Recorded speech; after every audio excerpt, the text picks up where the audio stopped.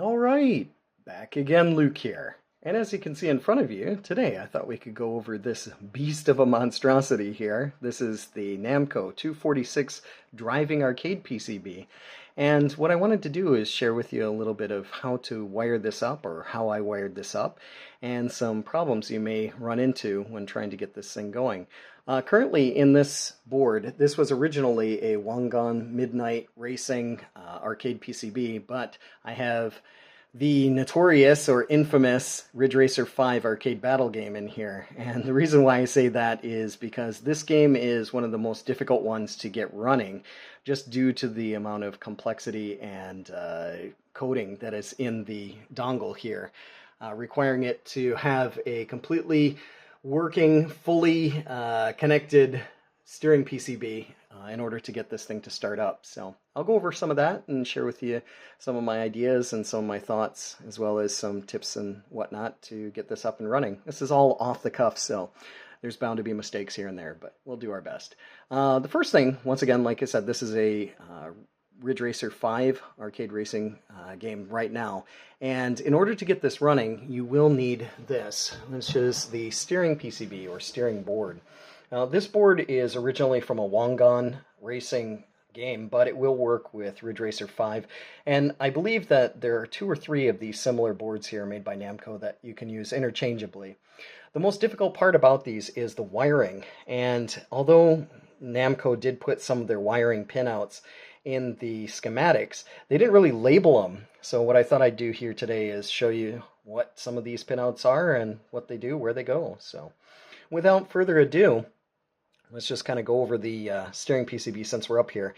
You'll notice here over on the far left, next to this transformer, there is 2 pins. What I've done is I've had to create all of these wire looms by myself because unfortunately I didn't have the right connectors and the right wires, but you might notice some like different colors and stuff, but yeah, that is what it is. This first one over here is going to be 100 volts input. And that usually runs here from the side of the PCB. There's a connector down at the bottom, but you could tap it off of anything. You just have your neutral and your live and ground for the 100 volt input. From there, we'll go over here and take a look at this 8-pin connector. The major pins that you'll need to have connected for this one is there's a free wire, which is the last one on this side here, and there is a steering out, which is pin like 1, 2, 3, looks like pin 3. There's a couple other ones, there's a ground and there's a plus 5 volts, but those are the 2 main ones that you'll need for this. Those will be run down here to the FCA PCB, which is actually located up underneath this. It's on the inside so you can't see it. You'll notice that I have some of the pinouts here already put up as I just got this thing wired up. I've had this board for about 10 years or so and finally been able to put pieces together and get it running. So this is where we're at. The top row of this will be pins 1 to pin 30, and this will be B on the top. The bottom ones will be 1 to 30 and A. So when you're wiring this and looking at the schematics, you'll be able to know which pin does what. But the steering out and that free wire are going to be wired into this. Those are located in the manual. You should be able to find those easily. This here is specific to the driving PCB. This is 3 pins that are used for the transmit and receive. You got transmit, receive, and ground. Those wires need to go back up to the steering PCB, which is the next row of pins here. You'll notice that I have the, the ground, the transmit, and receive. Those wires need to be crossed, and what I mean for that is the transmit needs to go to receive, and the receive needs to go to transmit. So that will also be shown on the schematics. But so from here, the receive will go up here to transmit, and the transmit wire will go down to receive. The next set we've got here is a basically voltage input. This is plus 5, it has a ground, and then plus 12. You can run those off of the front of the board here. On the side I've kind of made little notes, but this is also a crude connection that I've been able to make up here. But we've got plus 5, plus 12, and then ground for the bottom ones. And I've just wired that into this. The next set over here is the steering part, you'll have your ground plus 5 volts, and in the middle will be your steering for potentiometer. Those will be wired into this here. This is the steering wheel. This is a Namco steering wheel, also from Wangan Racing. And to give you the idea of the, let's see here, rating on this will show you what the rating is. One of the difficult points that I had for this, not being able to get it to run, one of those was the steering the steering wheel itself.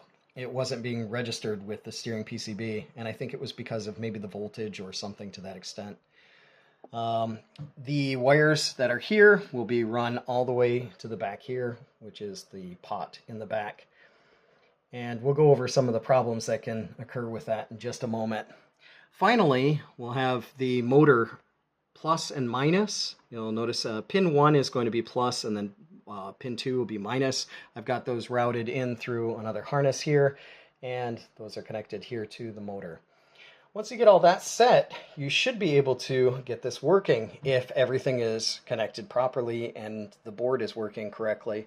However, there are some problems that I've run into that I thought I'd let you know about, and one of those being, first off, you'll notice that there's some glue on top of each one of these connectors.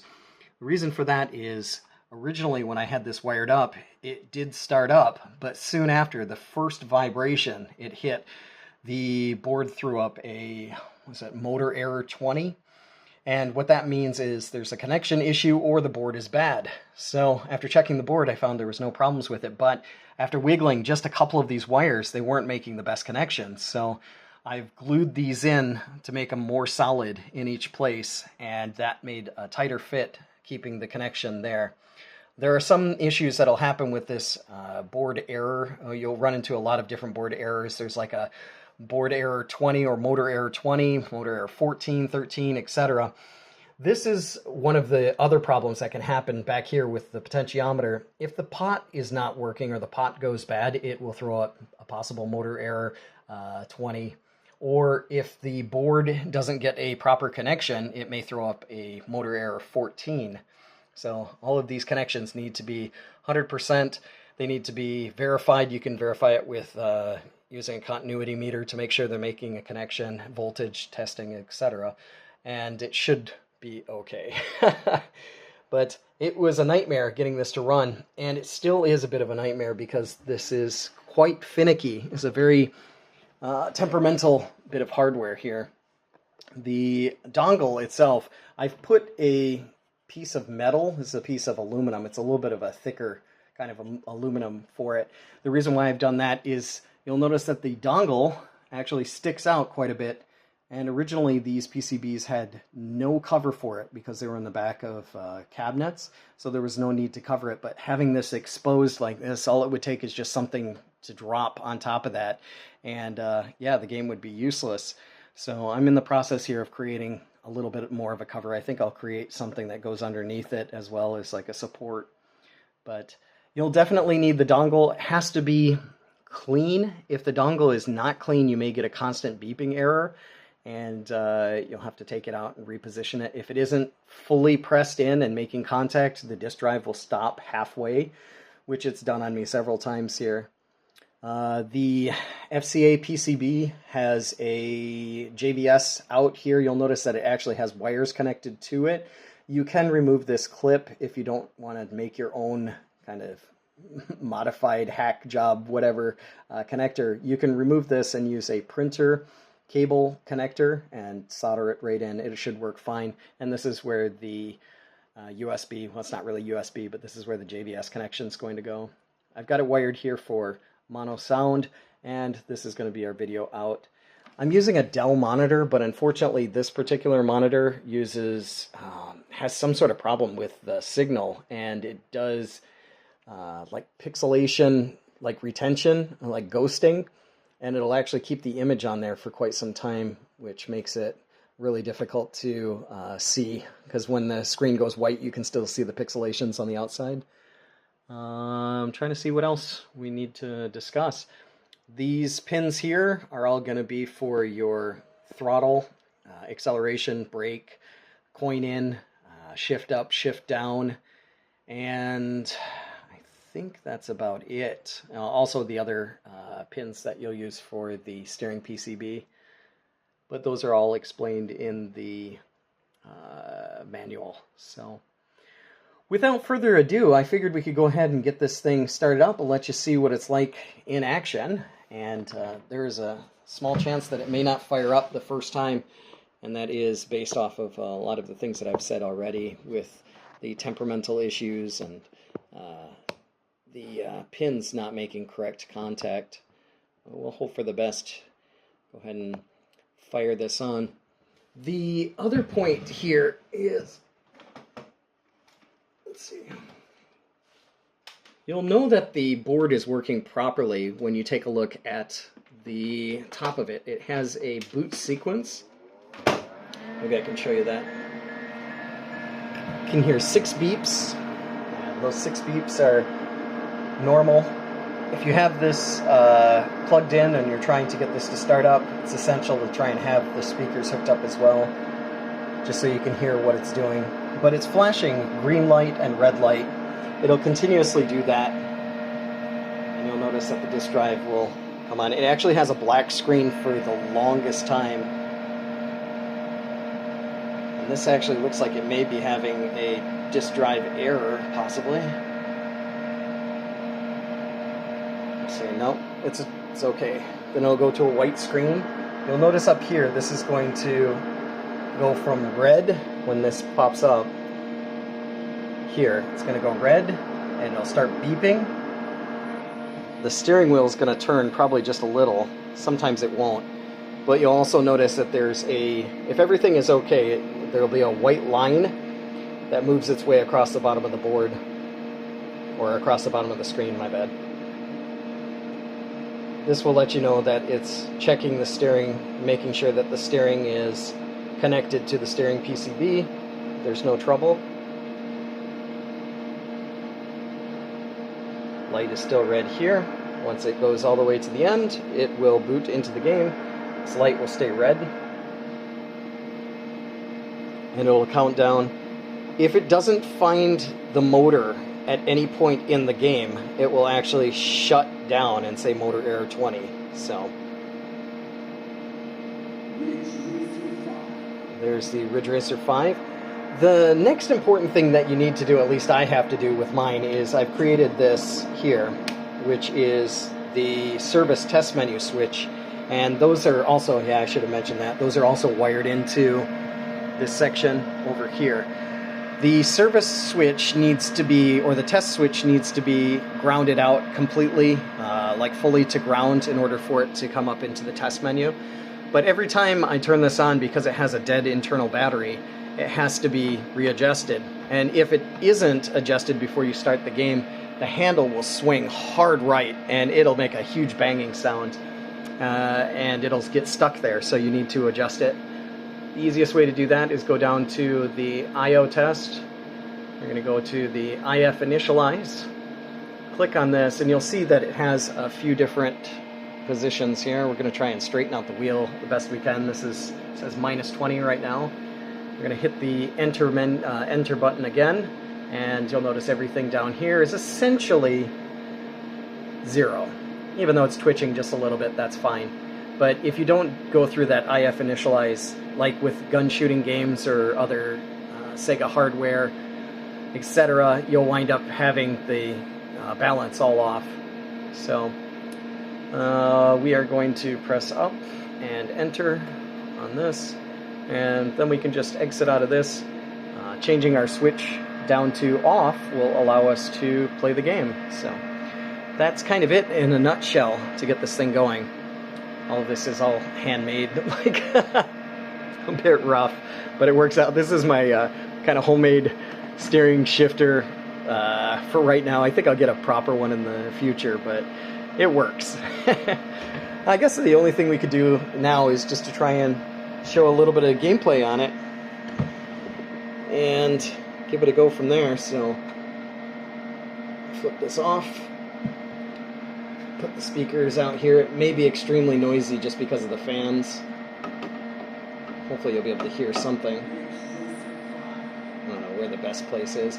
This thing shakes quite a lot. I haven't had a chance to mount it perfectly, so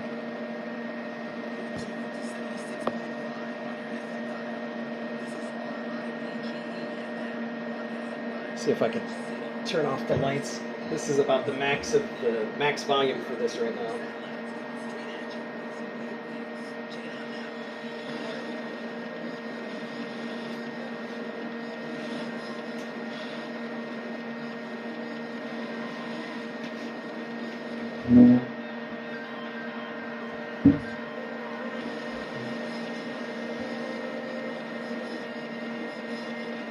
Hopefully you can see this a little bit.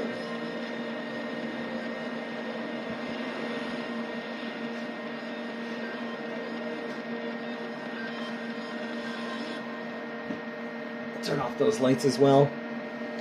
Like I said, we'll just do a little bit of some gameplay on it. You'll know this is working correctly when you go to try and switch over. It'll actually, the handle will start grabbing. And there is a little bit of a humming sound in the background. I don't think this can go any louder.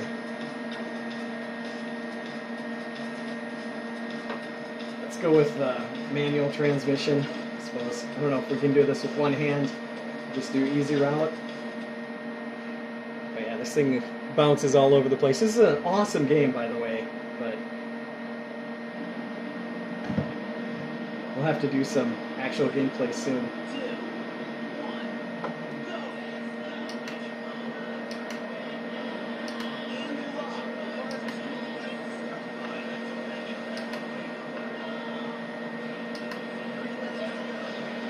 But yeah, the force feedback is, I mean, it's pretty awesome here. Woo! But it really does grab.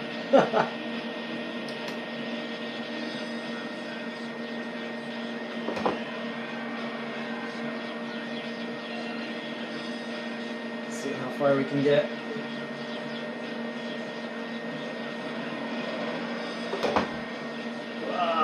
Didn't like that.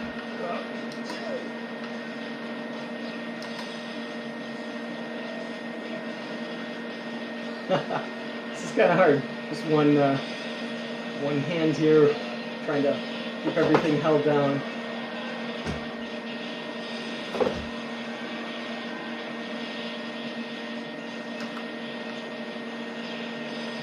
Hopefully we can get catch up with everyone else. But I'm gonna have to work on the sound here just a little bit. Wow. Woo-wee. And the driving part, obviously.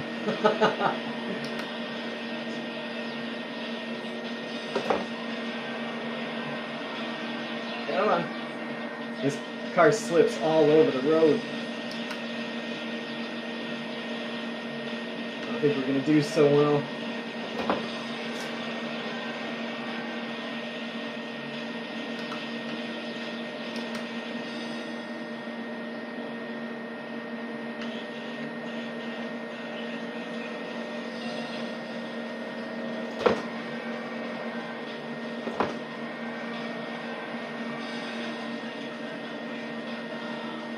We're way behind.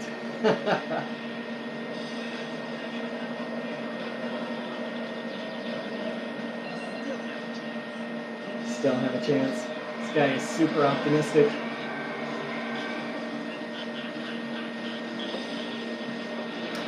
Come on.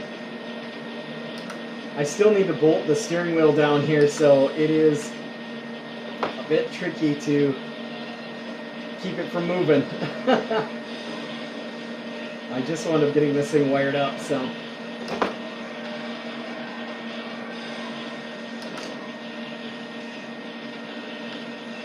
There's no way to get first, but.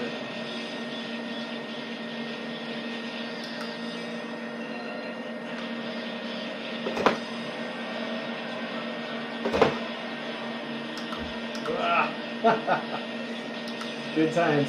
Hopefully I can get this thing wired. Or kind of mounted up here correctly. That way we can do some really good gameplay, but just a little bit of a look at Ridge Racer 5. You can probably notice like some of the ghosting effects that I was talking about here with this monitor. It's keeping the RPM meter and all this other stuff on the screen, which is a bit unfortunate, but yeah, nevertheless, just wanted to share with you guys a little bit of a look at how to wire up Ridge Racer 5 arcade battle arcade machine here. And it's an awesome game, but it does require a little bit of finagling to get working. I don't know if this is going to be any better or any worse, but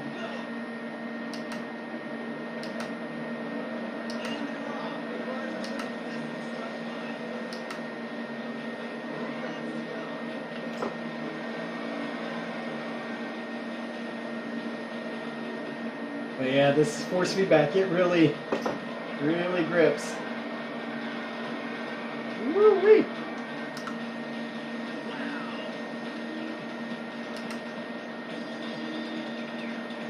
It's interesting too because the PlayStation 2 version and the arcade version, the voices are different. Voice actors that they used are different people.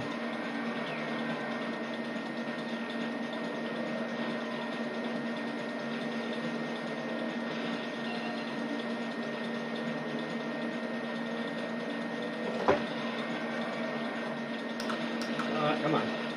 That wasn't so good.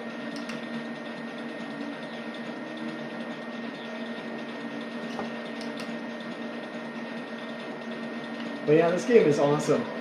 Just definitely needs a bit of a dedicated setup. A little bit more driving practice, I suppose. Woo! These courses have no clue which way you're going.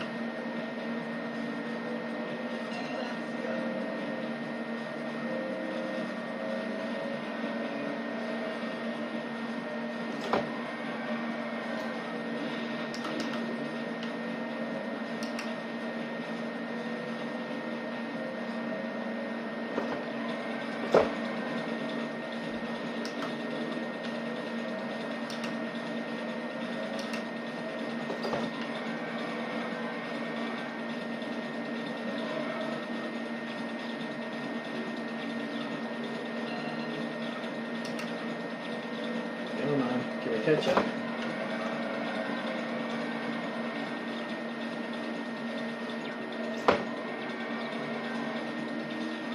I don't know if we're going to be able to catch up at all. We'll try, I suppose.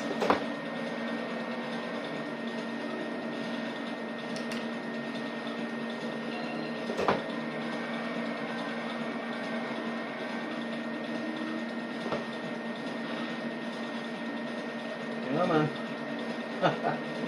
Good times, though. Good times.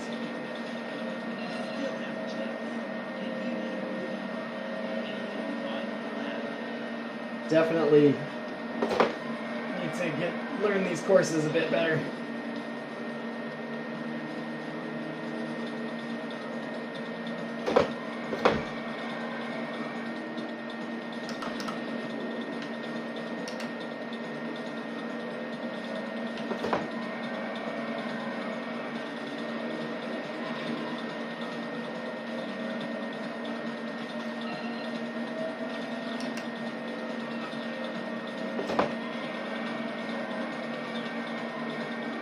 Come on, balance out.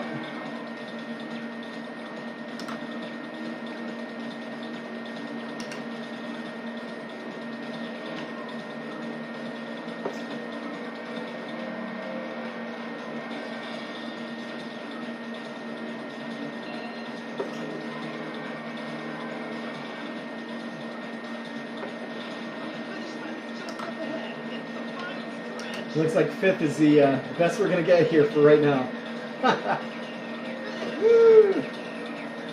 But there we have it, guys. So, like I said, we'll go ahead and we'll try and get some more footage up on this, I suppose, at some point in the future. But just a bit of a look at the system, how it works, everything wired up, and everything in a nutshell. It's really nice because it does let you to continue as long as it's on free play. You can continue and go up, I believe, until the last course, and then there's even a bonus course, so that's what makes this one a lot of fun. It's not just one single course, one single lap. But yeah, hopefully this helps out everyone, and once again, like always, I'll put up another video here soon, so thanks for watching. Watching some Ridge Racer 5 on the old 246 steering driving beast.